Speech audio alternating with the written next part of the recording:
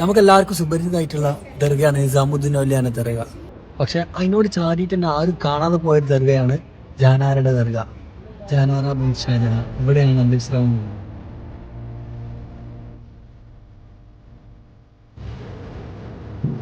The most powerful business woman of the Mughal എന്ന് പറഞ്ഞാൽ ജഹാനാര bin ഷാജഹാനാണ്. ഇന്ന് കാണുന്ന നമ്മൾ ചാന്ദിനി ഷോപ്പ് ഉണ്ടല്ലോ, അതിന് രൂപകൽപ്പന ചെയ്തത് ജഹാനാരാണ്.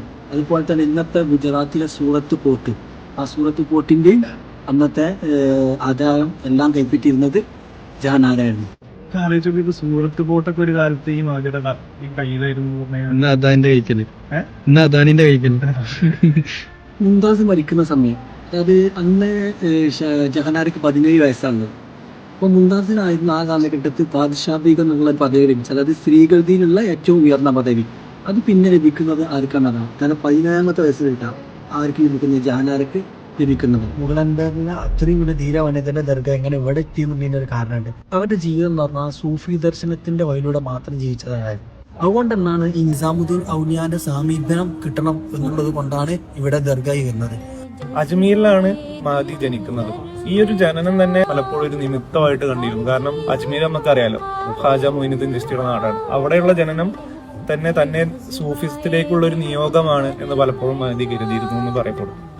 പേർഷ്യൻ ഭാഷയില്, അതേപോലെ തന്നെ ഖുർആന്, ഹദീസ്, ഇസ്ലാമിക് സൂഫിസം, ഇതിലൊക്കെ അതീവ പാണ്ഡിത്യമുള്ള ആളായിരുന്നു. പ്രത്യേകിച്ച് പറയാനുള്ളത് മറ്റുള്ള മതങ്ങൾ, ഹിന്ദു മതം, പുരാണങ്ങൾ, അങ്ങനത്തെ ഗ്രന്ഥങ്ങളൊക്കെ ഉണ്ടല്ലോ, അതിലൊക്കെ ആഴത്തിലുള്ള അറിവുള്ള ഒരാളായിരുന്നു. 1640കളിലൊക്കെ തന്നെ മഹദി ഈ സൂഫിസത്തിലും തത്വചിന്തയിലൊക്കെ ഗഹനമായിട്ടുള്ള പഠനം നടത്തുന്നുണ്ട്. അതിന്റെ ഭാഗമായിട്ട് മൂനിസുൽ അർവാഹ്, പിന്നെ അതുപോലെ റിസാലെ സാഹിബി എന്നൊക്കെ പറഞ്ഞിട്ടുള്ള പല ഗ്രന്ഥങ്ങൾ രചിക്കുന്നുണ്ട്.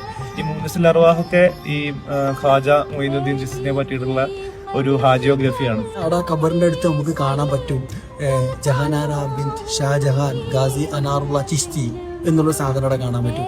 അതിന്റെ മുമ്പ് തന്നെ ഒരു ഫക്കീർ എന്നുള്ളൊരു വേർഡും വളരെ ഒരു സ്ട്രൈക്കിംഗ് ആയിട്ടുള്ള വേർഡ്. ഫക്കീർ എന്നുള്ള അവിടെ ഉദ്ദേശിക്കുന്നത് ഞാൻ സാമ്പത്തികമായിട്ടല്ല ഫക്കീർ, എൻ്റെ ഈ ഇസ്ലാമിക ജീവിതത്തിനാണ് ഫക്കീറത്ത് എന്നുള്ള ഒരു നിലക്കാണ് അവിടെ സൂചിപ്പിച്ചിട്ടുള്ളത്.